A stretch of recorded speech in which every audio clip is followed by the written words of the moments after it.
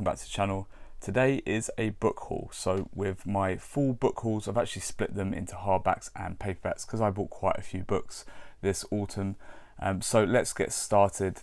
Most of these were second hand. This one I actually picked up with a reader who had finished with it. This is The Prince by Niccolo Machiavelli. This is a book I was very interested in getting to. It is one on my bucket list, so to speak.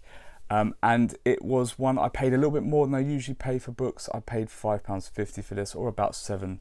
But it was one that was on my TBR. It's one I've been meaning to get to, and I was surprised I didn't already own. It did come in this Macmillan cancer support charity paperback. I like these. I've got a couple of these already, so this will go nice with the collection. Next up, we have this very old hardback copy, not the best condition. It's El Dorado. This is one of the Scarlet Pimpernel stories. So this is like a sequel to the Scarlet Pimpernel, a book that I picked up a few months ago that's on my hit list. So when I saw this, I thought, well, might as well pick up one of the sequels now while I'm here. I paid £4 or about $5 for this one, so not too bad. Next up, an author that's quickly become one of my favourites, Stephen King. This is Needful Things.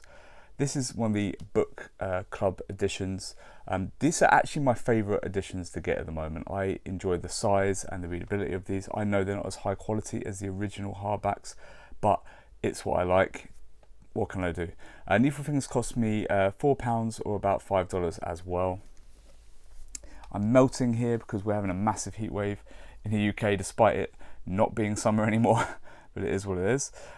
Next up, Jack Vance, a author that has been shown on many kind of sci-fi booktube channels that has really piqued my interest, and I saw this. It was very, very cheap. I'm trying to remember how much I paid for this. I think it was like £1.75, so about just over $2. And it is the Alastor trilogy. So it has 3 books here in the Alastor series, all in one volume. Jack Vance. I think most of these were, kind of like 200-page paperbacks that have been collected together. So quite nice there. Next is a new release. Once again, it's Stephen King. Holly just came out recently. I paid £12 or about $15 for this one. I'm sure if you're interested in Stephen King, or if you usually buy the latest Stephen King, you've probably already got this one. Not one I'll be reading immediately, but is one that is part of my Dark Tower extended read-through. So this would actually be book 26 in that read-through. So I probably can get this in about 8 or 9 years' time. But either way, I wanted to get it while it's new and cheap, because they tend to be fairly reasonable, the Stephen King new releases on release day. Next up is a book I paid a little bit more for than usual for a pre-owned hardback. I paid £5 for this Bernard Cornwell Gallows Thief. I really love the artwork in this. This is a first edition, that's why I paid a little bit more. So this is about $7 this cost me, but it was in really good condition. It was a first edition, and it was a used bookstore that I like to support, so I picked that up. I'm really happy to have that. Right, next is another first edition. Again, I paid over the odds for this one. I think I paid about $10 for this. And in fact, no, that was for another one. Actually, I think I paid about $12 for this one. Path of Daggers, Robert Jordan's Path of Daggers. This is book 8 in the Wheel of Time. I'm only 4 books in at the moment, but I didn't have this one on the shelf ready to go, so when I saw a first edition of Path of Daggers for as cheap as $12, I decided to pick that up. One I paid $10 for was, which is I think book 6 of the Wheel of Time, is Lord of Chaos. So Lord of Chaos, again, I'll be getting to this one quite shortly. This will definitely be on my TBR for next year. This isn't a first edition. I think this is actually technically like a third printing, or second or third printing. But it came in a nice library sleeve, protective sleeve. And like I said, it was about £8, $10, something like that. So I thought that was quite decent. It's a big book. It's a chunky one, that one. And let's keep going with the Wheel of Time, because I've got another one here. This only cost me £1.50. So this is Tales of Midnight. Now, if I remember, is it this 13th book? I'll find it here somewhere. Yeah, book 13 of Wheel of Time, Tales of Midnight. So £1.50 or $2. It was in pretty good condition. A little bit of discoloring of the pages, but the dust cover was in pretty good nick. So it was so cheap, and it's one I didn't have yet. So yeah, book 13 is now in the collection as well. Those of you that are interested in Wheel of Time will know that they've just re-released The Eye of the World in this special edition.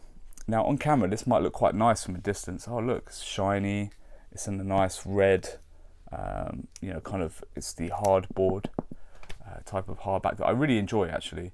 But this is not well made. The binding is not good quality. They mostly come like this, even when you return them and try to get another copy. They're just not very well made, so they crease quite easily. This retails at £30 or about $40. I would not recommend it at that price. I didn't pay that price. I paid £22 or a little under $30 for it. But I wouldn't recommend it at that price either. I think this is probably a £16 to $20 edition of Eye of the World. So I would look, it's pretty. Get it if you want to get it. If you don't have a special edition of Eye of the World, I'm not trying to discourage you. I'm just saying I don't think this should have retailed. Other than like the nice map end paper here, there's no real bells and whistles in here either. It's hard to recommend. It's really brought the price of this lot of books up by spending £22 on this. But Eye of the World, it is out now. It came out this week, the special edition re-release. Next up, I was actually watching Mike's book reviews. He's been talking a lot about Ryan Cahill, and he has a series of books out that Mike loves, and it was hard not to get swept up in it really, and I thought I'd just buy The Fall, which is a kind of prequel novella. So I thought I'd pick this up and, maybe I'll try it in a couple of years' time, and if I like it, I'll pick up the rest of the books. So I just thought I'd pick this up because it wasn't too expensive. I think I paid about $15 for this, which isn't too bad because it's self-pub, so they can get a little bit pricey for the author, so you pay a little bit more usually for self-pub, but I'm happy to have it. One series that is also not complete on my shelf was Memory, Sorrow and Thorn. I did not have To Green Angel Tower, so I did pick up this recently. It was £7 or about $10. It's in fairly good condition. I don't think it's a true first edition, but it is an early printing of To Green Angel Tower, so I was happy to have that and finally get the whole of Memory, Sorrow and Thorn on the shelf. And then finally, the largest book of the day, of course it had to be Ken Follett, Winter of the World. Again, this only cost me like £1.50 or $2. I saw it's in great condition. I don't have the other books in this series yet, but it was just so cheap I had to get it basically. So all in all, I bought a dozen hardbacks. They actually came to, I've got it written down here, so it came to £91 or $113 roughly speaking. So I was paying about £7.50 per hardback or about $9.50. Not too bad, but most of that was inflated with that special edition of Eye of the World. I think I'm probably paying close to kind of £6 or $7 or $8 for most of these. I was happy with what I got.